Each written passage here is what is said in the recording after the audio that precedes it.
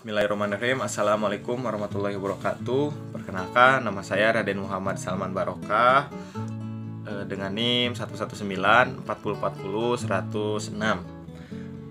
jurusan Pengembangan Masyarakat Islam kelas 6C.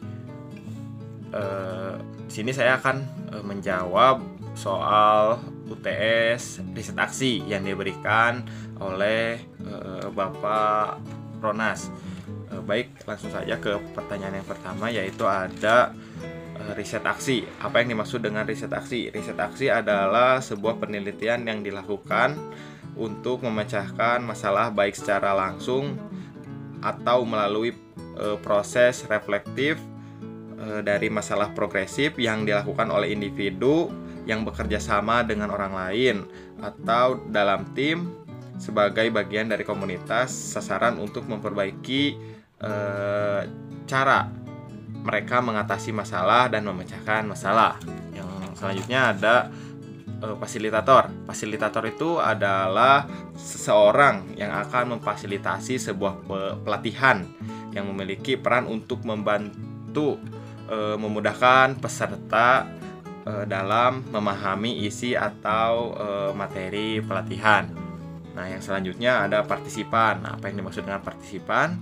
Partisipan adalah orang yang ikut dalam kegiatan atau partisipasi publik. Nah, yang selanjutnya ada pilar pemberdayaan. Pilar pemberdayaan itu ada 4. Yang pertama ada people center, participatory, empowering, dan sustainable. Nah, yang dimaksud dengan people centered itu menempatkan substansi nilai pada inisiatif lokal dan menyadarkan adanya perbedaan. Nah, lalu participatory itu adalah kegiatan yang dilaksanakan secara partisipatif di antara masyarakat dalam suatu komunitas untuk mendorong suatu aksi di lapangan gitu. Jadi participatory itu adalah partisipan ya, orang-orang yang mengikuti kegiatan tersebut. Nah, yang selanjutnya ada empowering.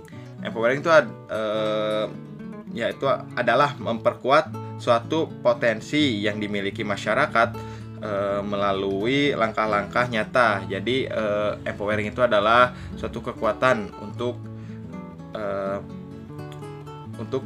menggali potensi yang ada di masyarakat.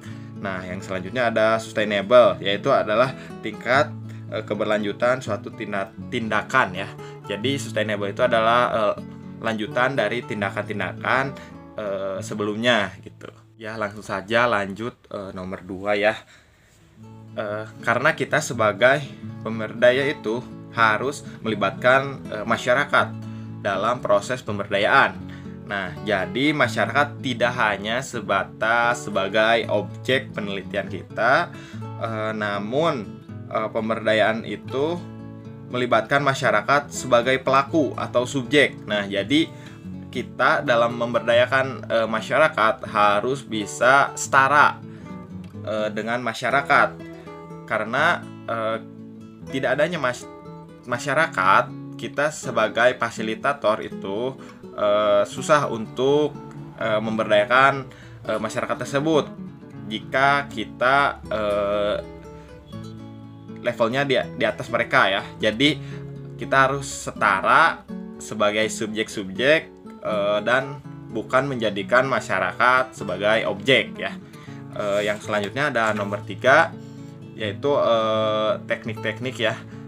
Nah, yang pertama ada pembuatan peta atau mapping. Ya, teknik ini yang digunakan dengan meminta warga masyarakat untuk membuat peta desanya atau daerah mereka.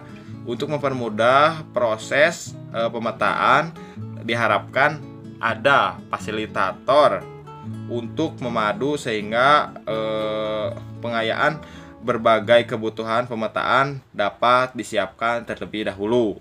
Nah, yang kedua ada perjalanan eksploratif. Nah, perjalanan eksploratif ini adalah penelusuran wilayah melalui perjalanan di daerah pedesaan atau lingkungan setempat yang dibersamai dengan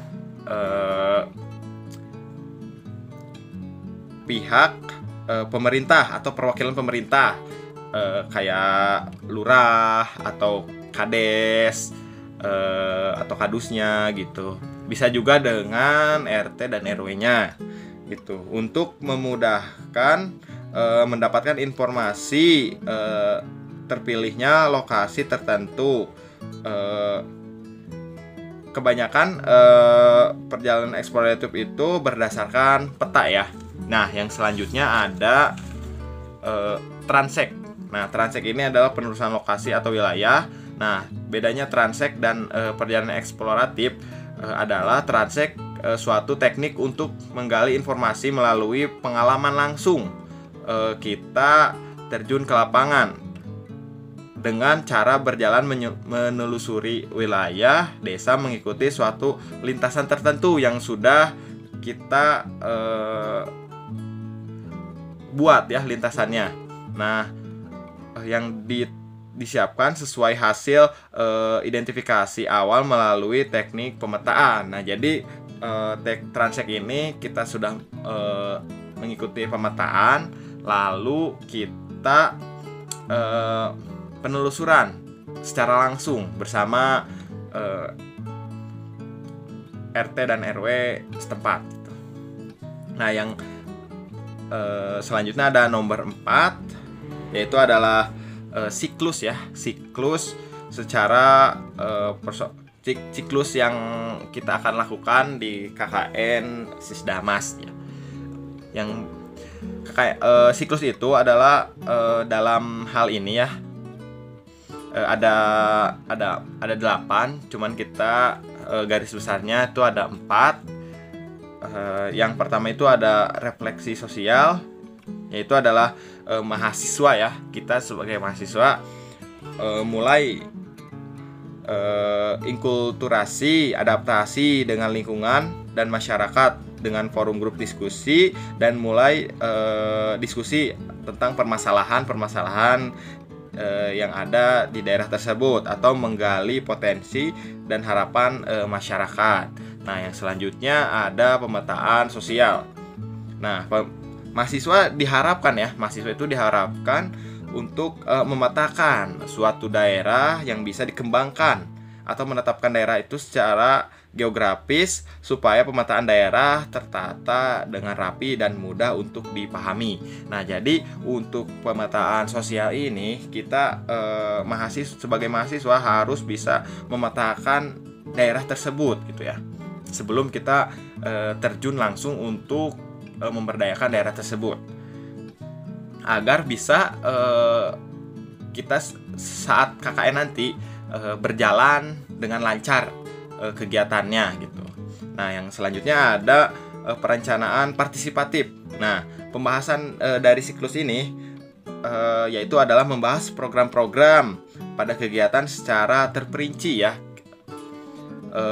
Data-data yang dibahas bersama yang akan direncanakan, serta membahas pertimbangan untuk mewujudkan program tersebut untuk kemudian ditetapkan oleh pemerintah atau masyarakat setempat. Nah, jadi untuk perencanaan partisipatif ini kita harus bisa menetapkan atau membahas secara bersama dengan masyarakat. Program-program kita yang akan dijalankan itu harus dibahas bersama masyarakat untuk ditetapkan oleh pemerintah setempat atau oleh masyarakat setempat. Jadi adanya saling berhubungan gitu antara partisipan kita sebagai yang akan KKN dan masyarakat setempat gitu ya. Nah, yang selanjutnya itu ada pelaksanaan program. Pelaksanaan program ini adalah yang terakhir ya, sesuai dengan rencana yang telah disepakati dengan kepanitiaan yang telah dibentuk untuk kemudian dibuatkan proposal. Nah, pelaksanaan program ini kita sebagai mahasiswa yang akan KKN, kita ini adalah langsung saja gitu melaksanakan program apa-apa yang telah dilakukan oleh yang telah ditetapkan sebelumnya. Jadi kita langsung terjun ke lapangan untuk menetapkan program-program KKN kita agar berjalan dengan lancar. Kita bikin suatu proposal itu untuk disetujui dan untuk identitas kita sebagai pemberdaya atau fasilitator di sana gitu. Ya, mungkin sekian jawaban UTS video ini saya sampaikan. Mohon maaf bila banyak kekurangan. Saya akhiri. Wassalamualaikum warahmatullahi wabarakatuh. Terima kasih.